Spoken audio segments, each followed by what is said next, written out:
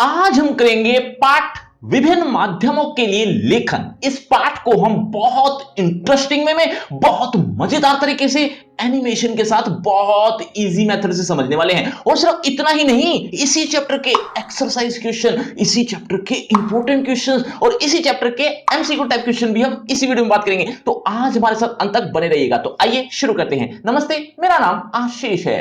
देखो बच्चों, अभिव्यक्ति और माध्यम के इस पूरे पाठ में क्या बताया है एक बार जल्दी से सुन लो, फिर हम इस पाठ के बारे में डिटेल में चर्चा करेंगे। देखो बच्चों, एक होता है संचार और एक होता है जनसंचार। जनसंचार और संचार में फर्क क्या है एक बार जल्दी से सुन लो, क्योंकि इस पूरे पाठ में यही काम आने वाला है। जनसंचार, कोई भी किसी भी तरह की न्यूज हो उसको यंत्र के माध्यम से लाखों करोड़ों लोगों तक पहुंचाना, ये जनसंचार कहलाता है। एक एग्जांपल से बताता हूं, जैसे टेलीविजन है ना, टेलीविजन में न्यूज आती है, वो न्यूज, वो सूचना हजारों लाखों करोड़ों लोगों तक पहुंच जाती है। वो किसके माध्यम से? एक यंत्र यानी टीवी के माध्यम से। इसीलिए टीवी एक जनसंचार माध्यम है। ऐसे ही और भी जनसंचार माध्यम है। कौन कौन से? मुख्य रूप से चार। पहला टेलीविजन, जो मैं ऑलरेडी बता चुका हूं। प्रिंट माध्यम, प्रिंट माध्यम मतलब अखबार या समाचार पत्र। इसके अलावा रेडियो भी है, इसके अलावा इंटरनेट भी है। ये जनसंचार के प्रमुख रूप से चार ऐसे माध्यम हैं जो हजारों लाखों करोड़ों लोगों तक सूचनाएं पहुंचाते हैं, वो भी एक यंत्र के माध्यम से। ये तो हुआ जनसंचार। लेकिन यही चीज यानी यही सूचना पहुंचाना किसी यंत्र के माध्यम से ना हो, बिना यंत्र के माध्यम से डायरेक्ट बात हो रही हो, वहां पर संचार कहलाता है। तो ये संचार और जनसंचार में फर्क है। लेकिन इस पूरे पाठ में हम जनसंचार के बारे में ही पढ़ेंगे। जनसंचार के प्रमुख रूप से चार मैंने अभी बताए, लेकिन इन चार के अलावा और भी होते हैं। जैसे कि फिल्म में अगर आप देखते हैं तो वो भी तो लाखों करोड़ों लोगों तक बात पहुंच जाती है। मतलब फिल्म के जरिए जो भी बात कहना चाहता है कोई भी, वो डायरेक्टर हो सकता है, प्रोड्यूसर हो सकता है, या जो भी, उसको वो पहुंचाता है लाखों करोड़ों लोगों तक। वो भी फिल्म भी एक जरिया है। ऐसे ही एक मैगजीन भी आती है जो महीने में या कई बार हफ्ते में एक मैगजीन होती है जो हर सप्ताह या हर महीने छपती है, वो भी जनसंचार का ही एक माध्यम है। लेकिन फिलहाल इस पूरे पाठ में चार प्रमुख जनसंचार माध्यम, जिसके बारे में मैं पहले ही बता चुका हूं, इन्हीं के बारे में हम चर्चा करेंगे। जल्दी से देखिए, जनसंचार के ये चार माध्यम जो आप चित्र में भी देख रहे हैं, इन चारों माध्यमों की कुछ खूबियां और कुछ खामियां भी हैं। खूबियां मतलब अच्छाइयां और खामियां मतलब बुराइयां या कमियां कह सकते हो। हर एक की होती है, कोई नई बात नहीं है। हर चीज की, हर वस्तु की, हर इंसान की होती है। अब हर एक की होती है तो मेरे अंदर भी होगी। तो बच्चों, एक बार जल्दी से कमेंट करके बता दो कि मेरे अंदर कितनी कितनी कौन कौन सी खामियां हैं। मुझे मजा आएगा पढ़ने में। अब हम जनसंचार के माध्यमों को एक एक करके उस पर विचार करेंगे, यानी उस पर हम डिटेल में बात करेंगे, जो पाठ में ही है। यानी क्या क्या खूबियां हैं, क्या क्या खामियां हैं, इनका क्या क्या इतिहास रहा है, आज इनका जीवन में क्या महत्व है। इस तरह की बातें अब हम पूरे पाठ में एक एक करके एक एक जनसंचार माध्यमों को उठाते हुए चलेंगे। देखिए, सबसे पहले प्रिंट माध्यम यानी छपाई वाले माध्यम। आप इसको समाचार पत्र भी कह सकते हो, अखबार भी कह सकते हो। ये सबसे पुराना माध्यम है। इससे आप शुद्ध हिंदी में बोले ना, मतलब छापे खाने को शुद्ध हिंदी में मुद्रण माध्यम भी कहते हैं। इसका आविष्कार चीन में हुआ था, लेकिन आज जिस छापे खाने को हम लोग जानते हैं उसका आविष्कार जर्मनी के गुटेनबर्ग ने किया था। और भारत की बात करें तो भारत में पहला छापाखाना 1556 ईस्वी में खुला था, और वो भी गोवा में। जनसंचार की कुछ खूबियां और कुछ खामियां भी होती हैं, तो एक एक करके हम जानते हैं क्या क्या खूबियां और क्या क्या खामियां हैं। सबसे पहले पहली जो खूबी है इसकी, यानी छपाई वाले माध्यमों की, या आप दूसरे शब्दों में अखबार कह सकते हो, समाचार पत्र कह सकते हो। समाचार पत्र की एक सबसे बड़ी खूबी यह है कि इसके जो शब्द होते हैं वो स्थायी होते हैं। अब इसका क्या फायदा है? आप इसे आराम आराम से भी पढ़ सकते हो। कोई वर्ड समझ नहीं आ रहा तो उसका अर्थ भी आप खोज सकते हो आराम से, कोई जल्दी नहीं है, क्योंकि वो तो वहीं पर ही रुके हुए हैं, शब्द कहीं आगे नहीं भाग रहे। इसके अलावा अगर आपको उसी न्यूज जो आप पढ़ रहे हैं उसी पर कोई चिंतन करना है, सोच विचार करना है, तो वो भी आप कर सकते हो। जबकि दूसरे माध्यमों में ये चीजें नहीं हो सकती। जैसे फॉर एग्जांपल टीवी में या फिर रेडियो में ये चीजें नहीं हो सकती। क्यों नहीं हो सकती? क्योंकि जब आप किसी अर्थ को खोजने लगोगे तब तक तो वो न्यूज चली जाएगी। लेकिन अखबार में वो शब्द स्थायी हैं, कहीं भागे नहीं जा रहे, रुके हुए हैं। इसका ये फायदा है। और दूसरा फायदा कि इसे किसी भी पेज से पढ़ा जा सकता है। कोई ऐसा बाउंडेशन नहीं है कि पहले पेज की न्यूज आप पहले ही पढ़ो और लास्ट पेज की न्यूज लास्ट में ही पढ़ो। आप बीच में से कोई भी न्यूज पहले पढ़ सकते हो, इसमें कोई बाउंडेशन नहीं है। और इससे लिखित भाषा का विकास भी होता है। लिखित भाषा का विकास मतलब कि अगर आप राइटिंग करते हैं तो ऑब्वियस बात है ना, आपकी लिखने की भी आदत होती है, लिखे हुए को पढ़ने की भी आदत होती है।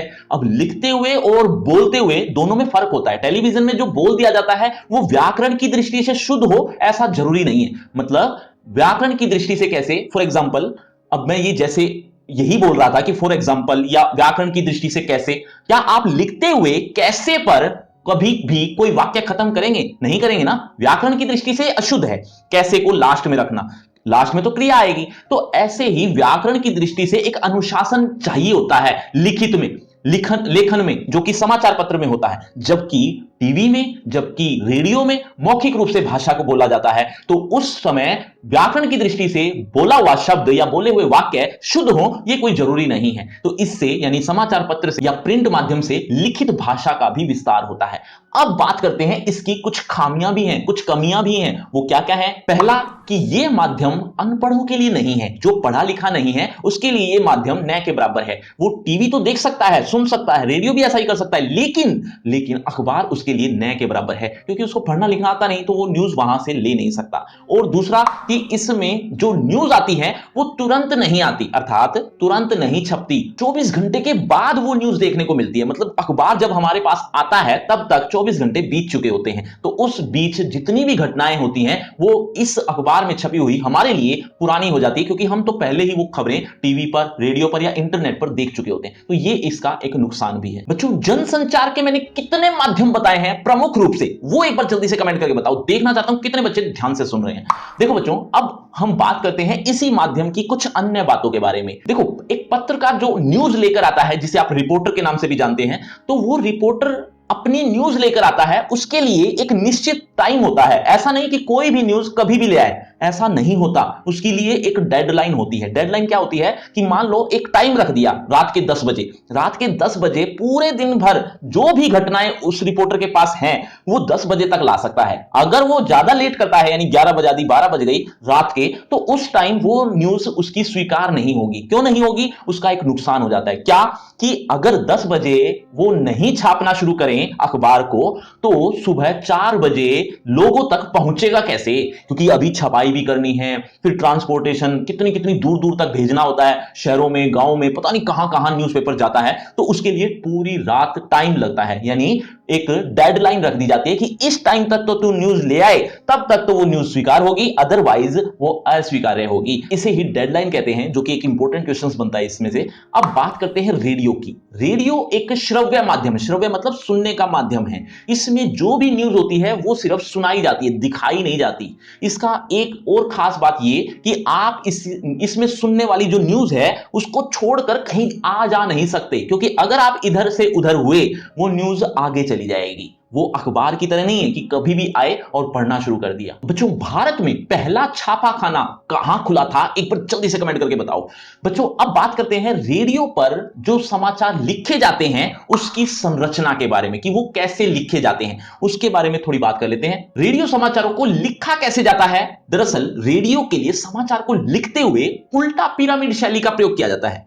अब ये उल्टा पिरामिड शैली क्या है? ये एक ऐसी शैली है जिसमें कोई भी न्यूज हो, उस न्यूज की सबसे महत्वपूर्ण बातों को सबसे पहले बता दिया जाता है, और उसके बाद थोड़ी कम महत्वपूर्ण बातों को बताया जाता है, और जो सबसे कम महत्वपूर्ण बातें हो वो लास्ट में बताया जाता है। आपको आसान भाषा में समझाता हूं। आपने पिरामिड देखा होगा। पिरामिड मतलब एक अजूबा है जो आपने कभी देखा हो या सुना होगा, जो कि त्रिभुज आकार का होता है, ट्रायंगल शेप का होता है। आप चित्र में भी देख रहे हैं। त्रिभुज के 3 हिस्से कर देते हैं। अब जो सबसे ऊपर वाला हिस्सा है ना, वो सबसे कम एरिया वाला है ना, क्योंकि उसमें कम स्पेस है। और जो बीच वाला है वो थोड़ा ज्यादा स्पेस लिया हुआ है, थोड़ा ज्यादा एरिया है उसमें। और जो सबसे नीचे वाला है ना, वो सबसे ज्यादा एरिया वाला है। अब इस पिरामिड को उल्टा कर दो।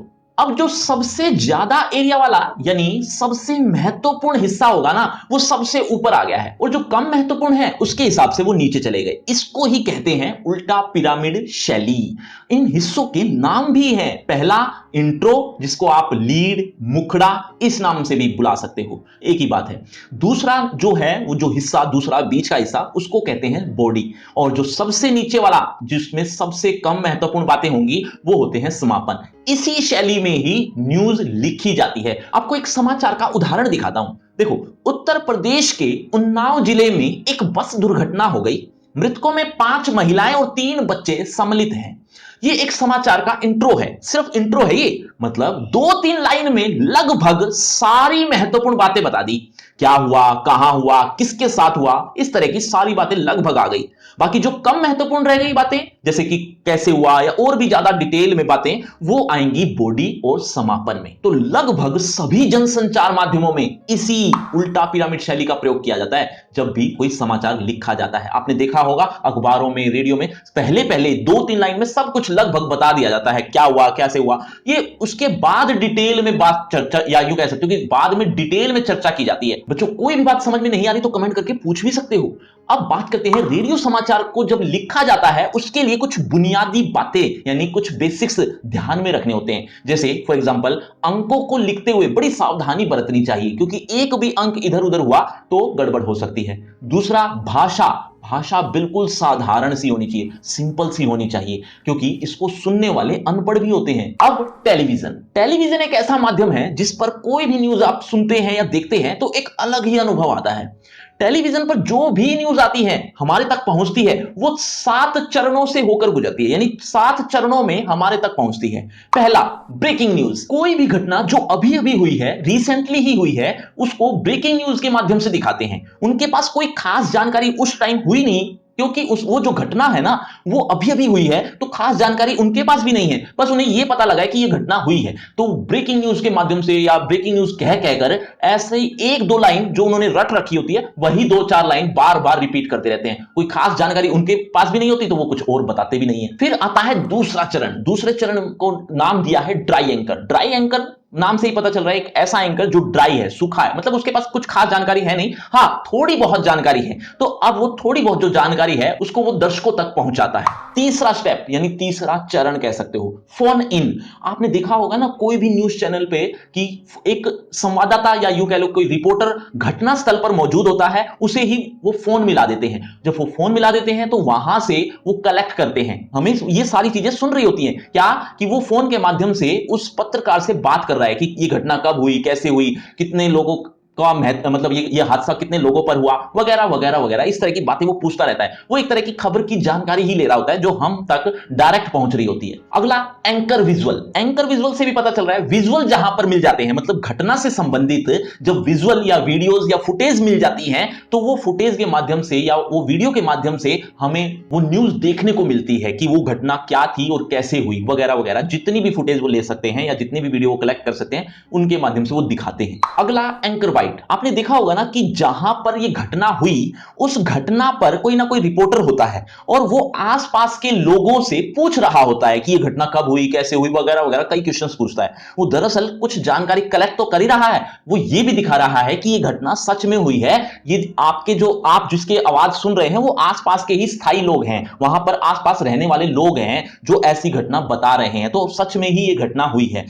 और उनके कथनों को ही, यानी जो आसपास के लोग थे वो जो बता रहे हैं, वो जो कह रहे हैं, उनको उनके जो कथन हैं उन कथनों को ही एंकर बाइट कहते हैं। छठा चरण है लाइव। लाइव तो आप जानते हैं कि कोई भी किसी भी तरह की घटना हो उसका सीधा प्रसारण लाइव कहलाता है। बच्चों उल्टा पिरामिड शैली को कितने हिस्सों में बांटा है एक बार जल्दी से कमेंट करके बताओ, देखना चाहता हूं कितने बच्चे अभी तक भी ध्यान से सुन रहे हैं। और अब आते हैं अंतिम चरण यानी एंकर पैकेज। एंकर पैकेज क्या है, नाम से ही है इसी भी कि जहां पर पूरा पैकेज मिले। पैकेज किसी भी घटना का, इस तरह का पैकेज जिसमें घटना से संबंधित वीडियोस यानी विजुअल्स हो, इसके अलावा कोई कथन है यानी एंकर बाइट है वो भी हो, इसके अलावा कुछ ग्राफिक्स के माध्यम से समझाने वाली बात है वो भी हो। इस तरह की सारी जानकारी एक आधे घंटे की न्यूज में या यूं कह सकते हो कि 1 घंटे की न्यूज में वो पूरा पैकेज बताते हैं, यानी एक तरह की पूरी जानकारी देते हैं उस घटना के बारे में। तो ये होता है एंकर पैकेज। और अब बात करते हैं आखिरी माध्यम